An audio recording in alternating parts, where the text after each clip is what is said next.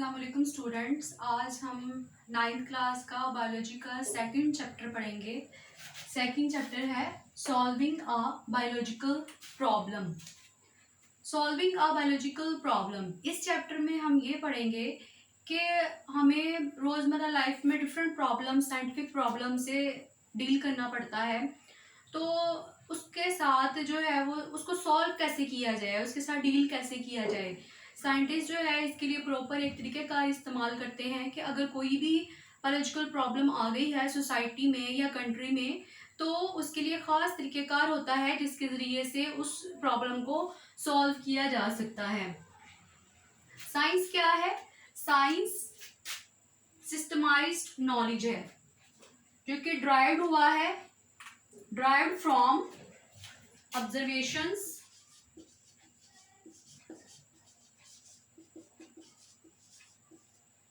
And experiments. जितने भी scientist हैं, तो एक अच्छा साइंटिस्ट वो कहलाता है जिसकी ऑब्जर्वेशन पावर स्ट्रॉन्ग है। जितने भी साइंटिस्ट हैं वो साइंटिस्ट इस वजह से बने क्योंकि उनकी थिंकिंग पावर और उनकी जो ऑब्जर्वेशन पावर है वो बहुत ज़्यादा स्ट्रॉन्ग थी। तो साइंटिस्ट माशरे की या कंट्री की उन प्रॉब्लम्स को पॉइंट आउट करते हैं जो कि आम इंसान जो है वो नहीं कर सकता।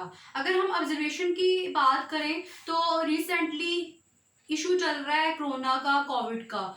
तो ये तो आम आदमी भी कोविड या कोरोना को ऑब्जर्व कर रहा है, लेकिन कुछ इस तरह की प्रॉब्लम्स होती हैं जो कि साइंटिस्ट ही उसके ऊपर गौर फिक्र करते हैं। फॉर एग्जांपल, अगर कोई डिजीज़ है तो उस डिजीज़ की वजह क्या है, वो क्यों आई इलाके में, ये एक ऑब्जर्वेशन है।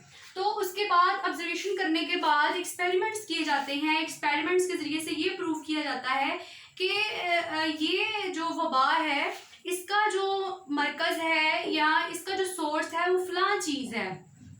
फॉर एग्जांपल, अगर मैं कोरोना की आपको एग्जांपल दूं कि हमने ऑब्जर्व किया कि कंट्री में जो है वो कोरोना काफ़ी ज़्यादा फैल चुका है। तो ऑब्जर्वेशन के बाद डिफरेंट साइंटिस्ट ने क्या किया, ये इन्वेंट करने की कोशिश की कि ये आखिर बिलाखिर है क्या। अगर ये ऑलरेडी रिपोर्टेड है तो इसका मतलब ये है कि ये वायरस से फैला गया है। और उसके बाद एक्सपेरिमेंट्स किए गए डिफरेंट पेशेंट्स के ज़रिए से। पेशेंट्स में देखा गया कि ये जो वायरस है ये कहाँ कहाँ पे जाके अटैक करता है।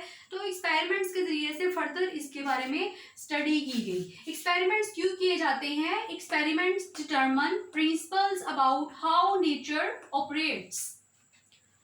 एक्सपेरिमेंट्स के ज़रिए से प्रिंसिपल्स बनाए जाते हैं। प्रिंसिपल्स का मतलब ये है कि जब हम एक्सपेरिमेंट कर लेते हैं तो हमारे पास जो आउटकम या जो रिजल्ट होता है वो अगर डिफरेंट साइंटिस्ट के साथ इत्तेफाक कर रहा हो तो वो प्रिंसिपल बन जाता है और वो एक नेचर को ऑपरेट करने के लिए बहुत ज़्यादा ज़रूरी होता है। जो केमिस्ट हैं और इसके अलावा बायोलॉजिस्ट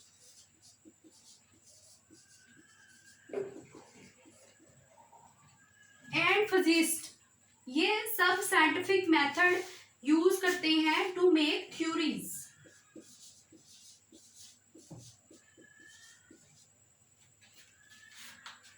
साइंटिफिक मेथड में क्या होता है कि एक प्रॉब्लम को ऑब्जर्व कर लिया जाता है और फिर इसको फर्दर स्टेप से गुजारा जाता है। फर्दर स्टेप से गुजारने के बाद एक थ्योरी बन जाती है, जैसे कि डिफरेंट थ्योरीज वगैरह बायो में भी आती हैं।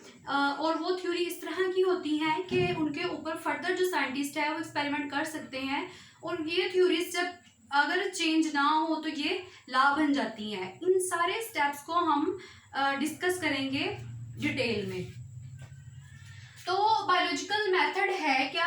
बायोलॉजिकल मेथड, अगर कोई प्रॉब्लम आ गई है सोसाइटी में तो उस प्रॉब्लम को हमने सॉल्व कैसे करना है, उसका सोर्स हमने कैसे ढूंढना है, उस पर एक्सपेरिमेंट कैसे करने हैं, रिजल्ट्स कैसे निकालने हैं और एट द एंड जो थ्योरी है या प्रिंसिपल है या उसका निचोड़ क्या निकालना है। तो इस सारे प्रोसीजर को कलेक्टिवली बोलते हैं biological method. The scientific method in which biological problems are solved called scientific method।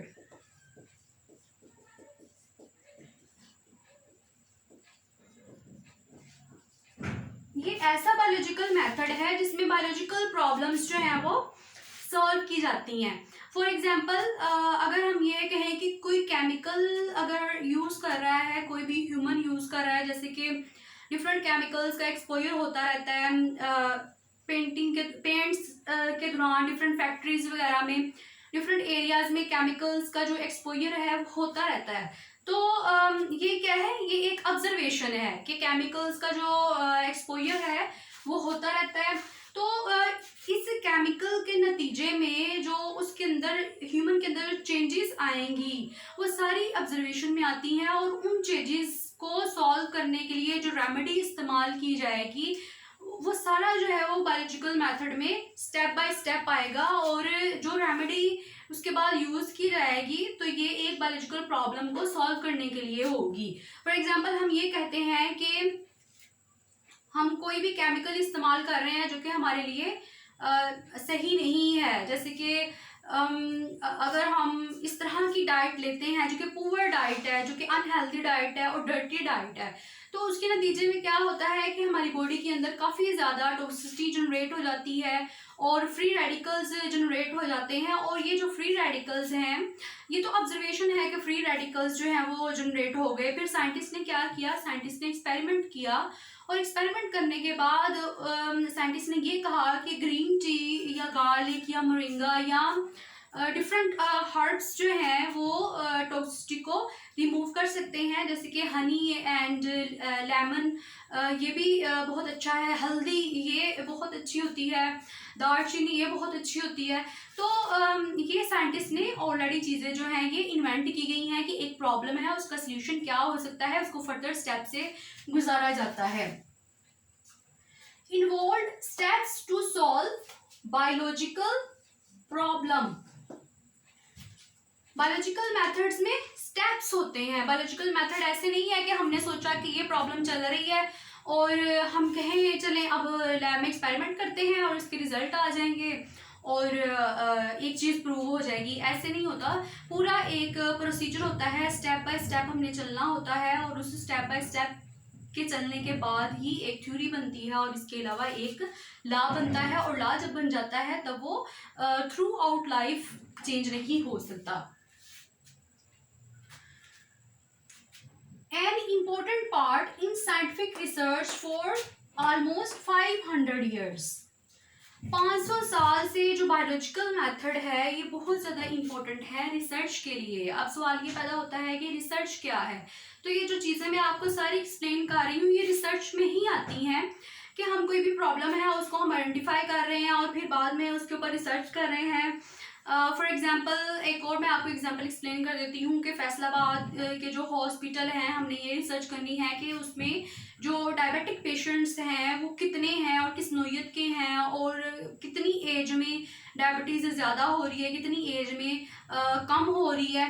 तो इस तरह के जो प्रॉब्लम्स जिसके बारे में सोच विचार की जाती है और साइंटिफिक मेथड यूज़ किया जाता है, तो इसे बोलते हैं कि हम जो है वो साइंटिफिक मेथड इस्तेमाल कर रहे हैं किसी भी बायोलॉजिकल प्रॉब्लम को सॉल्व करने के लिए। 500 ईयर्स से ये जो बायोलॉजिकल मेथड है इसको यूज़ किया जा रहा है।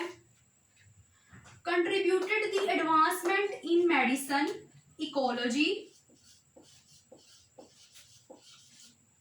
And technology from Galileo's experiment 1950s for almost 500 years.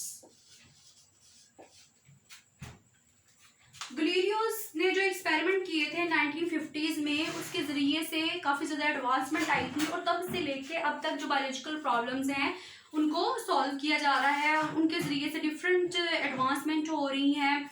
कौन सी फील्ड में एडवांसमेंट हो रही है, वैसे तो हर फील्ड में एडवांसमेंट हो रही है, लेकिन यहाँ पे मेडिसिन का जिक्र किया गया है, इकोलॉजी का जिक्र किया गया है और इसके अलावा टेक्नोलॉजी का जिक्र किया गया है। अब क्वेश्चन यहाँ पे ये अराइज होता है कि व्हाट इज़ इकोलॉजी। तो जो इकोलॉजी है इसका जो दूसरा नाम है इसको इन्वायरमेंटल बायोलॉजी भी बोलते हैं, और इकोलॉजी ये बायो की ही एक शाख है। और इसमें क्या होता है कि इस बायोलॉजी की शाख में जो ऑर्गेनिज्म है उसका इन्वायरमेंट के साथ क्या इंट्रैक्शन है, इस चीज़ को समझा जाता है, इस चीज़ को पढ़ा जाता है।